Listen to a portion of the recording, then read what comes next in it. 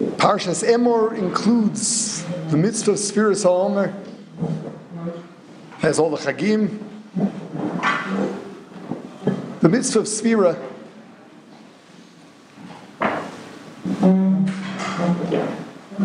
of course, the Torah presents it as the way of counting from the bringing of the Omer offering on the second day of Pesach. And the end of the counting is when we celebrate Shavuos. As always, Torah Shebiksav is quite cryptic without Torah Shebal Peh.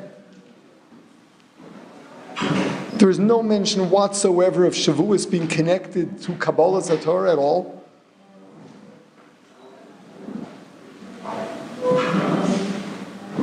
And no explanation for the significance of this counting other than determining what day we will celebrate Shavuos on. However, Torah Shebal Peh has taught us Shavuos is the day of Matan Torah. And it has taught us that the days of Sfira are connected to that. It's not just a matter of determining which day Shavuos is. The Chinuch writes, these are days of anticipating receiving the Torah the same way the Jews anticipated it then. We spend these weeks anticipating it, looking forward to it.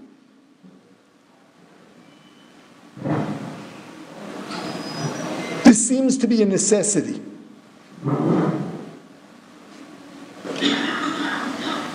An essential part of receiving Torah is feeling the need for it and the desire for it. Just to go a little further,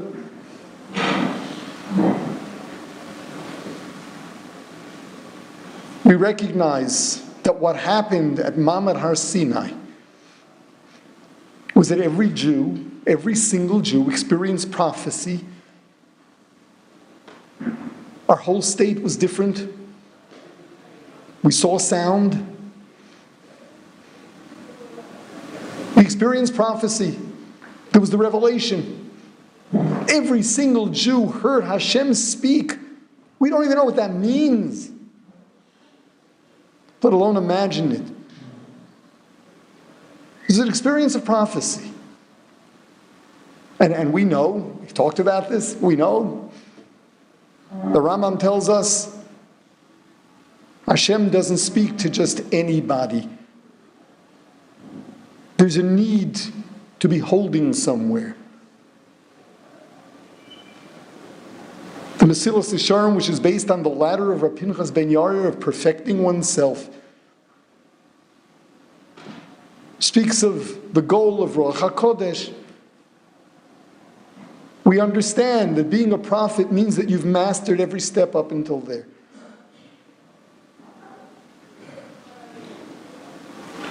It's a lifetime's work if you're lucky. The Jews did all of this. In how long? At Kriyas Yamsuf, just before the sea was split, Chazal tell us the angels asked for justification for saving Klal Yisrael and then drowning the Egyptians. Halalu of the Avodah Zarah, halalu of the Avodah Zarah. These are idolaters and these are idolaters. We had picked up their culture. There was belief in Hashem, we saw the miracles, but idolatry was part of the way of life. We went from that, and here we're talking to 6 weeks later, every single Jew reaching prophecy. How's that possible?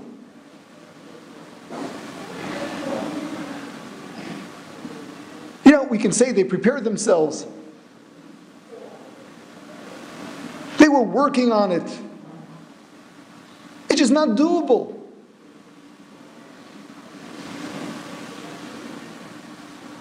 So we understand that everything that happened in that era was a gift from heaven. The description of how the kids born in Egypt were brought up. They were born out in the fields. What the Egyptians did to them, including burying them underground, and they grew out of the ground. The angels brought them milk and honey. It was all supernatural.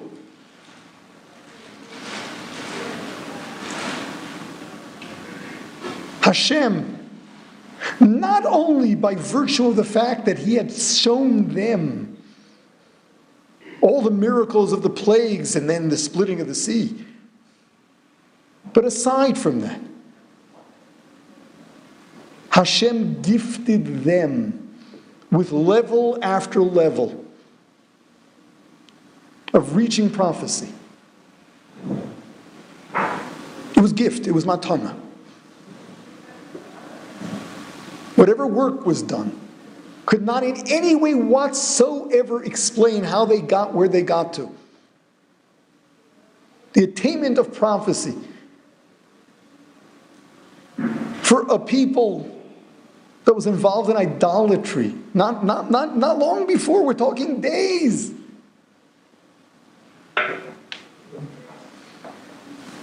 This is a gift. So just to begin with, we understand, as in the case of every festival and every time of the year that we commemorate something great that happened in the history of the Jewish people, we understand that these forces, the spiritual forces, are available year after year. Just as we understand that when it comes to Pesach, every Jew can attain some degree of freedom, what freedom really is, by celebrating Pesach in the proper way. And at the same time, we understand that on Shavuos, there's an element of receiving Torah that returns year after year. And yes, every one of us can get another level of connection with Torah on every Shavuos. We also understand that there's some element of siyata d'shmaya, Hashem being prepared to give us so much more. If only we desire and work towards that goal.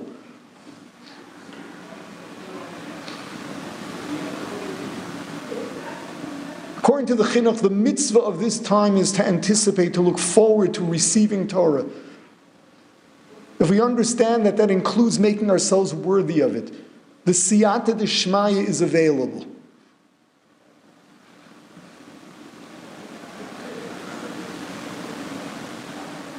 Sounds great. Set your goals and you get gifts. You're showered with gifts from heaven.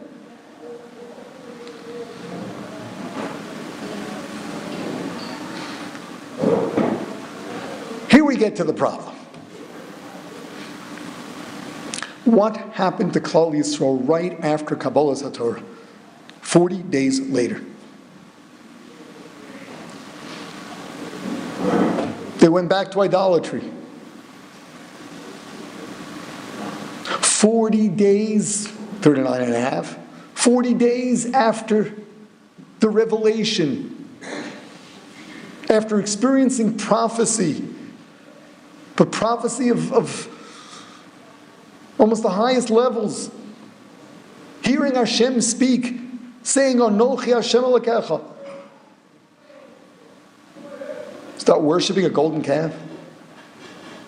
And it wasn't just that.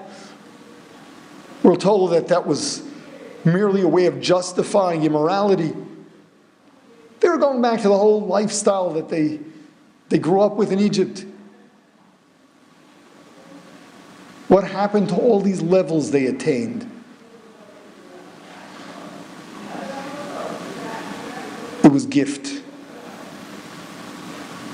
Gifts are great. What we grow from is work.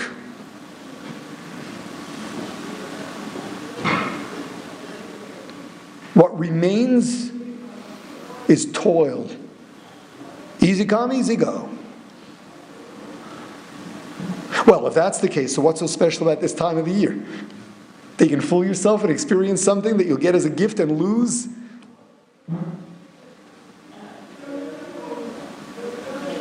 So here's the secret.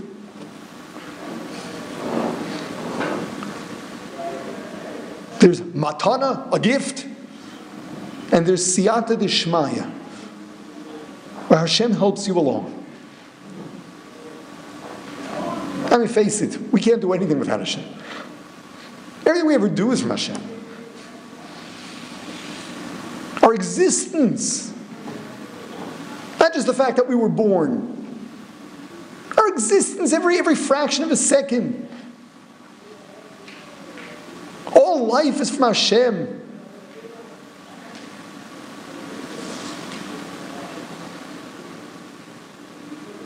There's one thing the human being can do, and that is to desire. If we work up a desire for greatness and do what we can, then Hashem always helps us along, but in these days, there's an extra measure of it. These days means reliving that anticipation and that desire. Wanting divine wisdom, desiring a way of life that is aligned with the wisdom of the Creator of heaven and earth.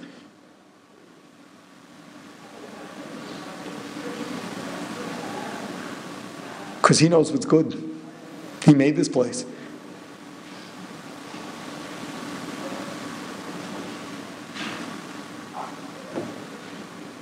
He knows. He knows. He created to give. He created us to experience His greatness through everything available in this world. If only we learn how to use it and not destroy ourselves instead. That desire, the desire not to be stuck in the mud, the desire to grow, the desire to be able to stand up, to push yourselves, to overcome instinct and identify with the brain, with human intelligence and divine wisdom.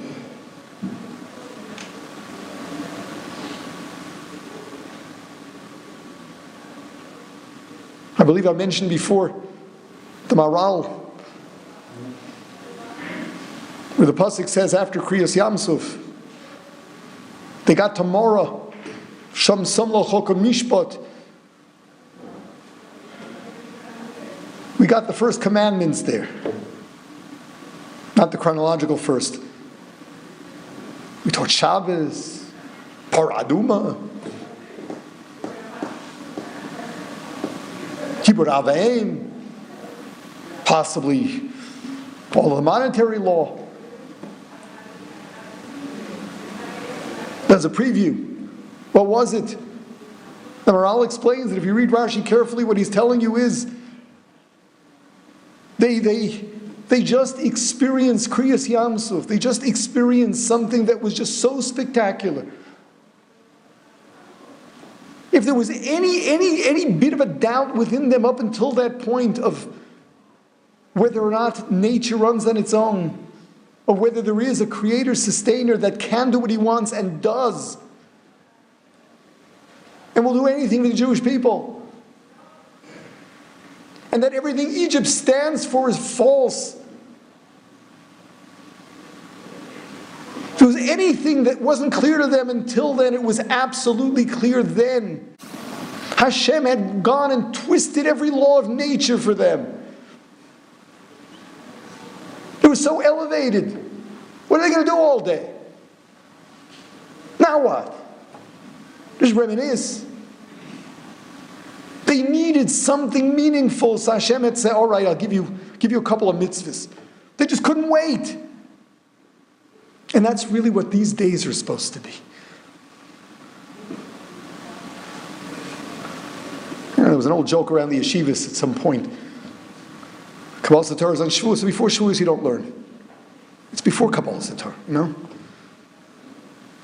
On the contrary, the learning before is a different kind of learning. It's a learning of, I haven't gotten it yet, but I must learn. I have to. What's life like without it? I can't wait.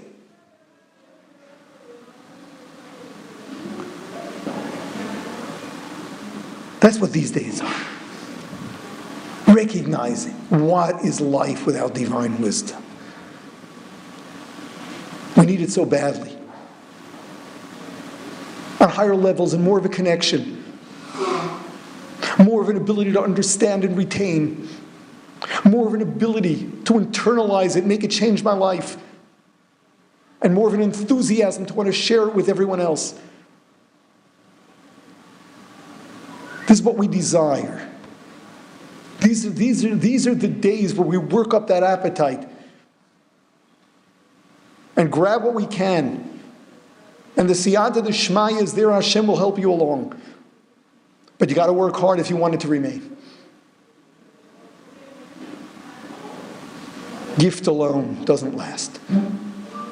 Hard work with siyata d'shmaya taking you so much further than you could have. Only because you desire it. Only because you recognize this is what we want to live for.